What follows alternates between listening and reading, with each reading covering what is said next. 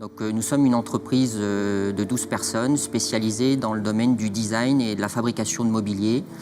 Nos clients sont essentiellement des architectes et des marques de luxe et des designers. Elle a été créée en 2000, donc elle a 16 ans, elle aura bientôt 16 ans. Dans notre domaine d'activité, on est obligé d'être à l'affût un peu de toutes les nouvelles opportunités en termes de matériaux et ça nous apporte des nouveaux clients spontanément.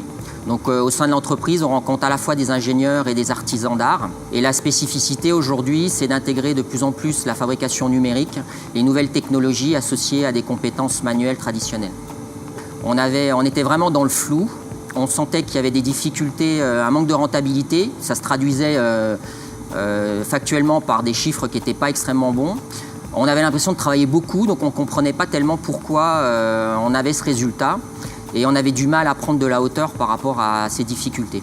On n'a pas vraiment eu de frein.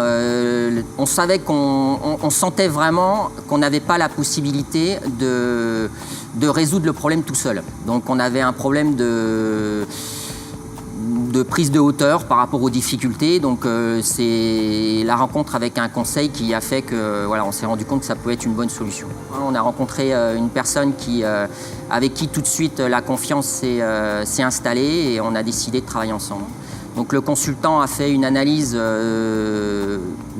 des difficultés qu'on énonçait, mais également de l'environnement. C'est-à-dire que quand on a des problèmes, on ne voit pas toujours d'où ça vient. On se focalise souvent sur des choses qui sont un petit peu où on pense être la cause du problème. Et puis finalement, le consultant a regardé un petit peu dans différentes directions. À la fois il a levé plusieurs problématiques de management, des problématiques d'organisation, des problématiques de stratégie et aussi des problématiques de vision des dirigeants. Le résultat, on a eu un réalignement de différentes choses. C'est-à-dire qu'il y a eu un travail en coaching qui a été fait sur mon associé et moi-même pour déjà nous repositionner par rapport à l'entreprise. Ensuite, il y a eu un travail de fait sur certains salariés. Et il y a eu un travail de stratégie et de réorganisation de l'entreprise. Donc c'est vraiment un réalignement de tous ces points qui ont fait qu'on a retrouvé en fait du sens à ce qu'on faisait. Et ça nous a permis de remettre notre outil de travail et d'optimiser nos moyens de production pour se remettre un petit peu sur les rails. Je pense que les bénéfices collatéraux, c'est essentiellement de se rendre compte que finalement, une entreprise, on oublie toujours que c'est des hommes et qu'on a besoin, à la fois, un chef d'entreprise a besoin d'être clair dans sa tête, a besoin de se positionner clairement pour donner aussi, entraîner ses équipes.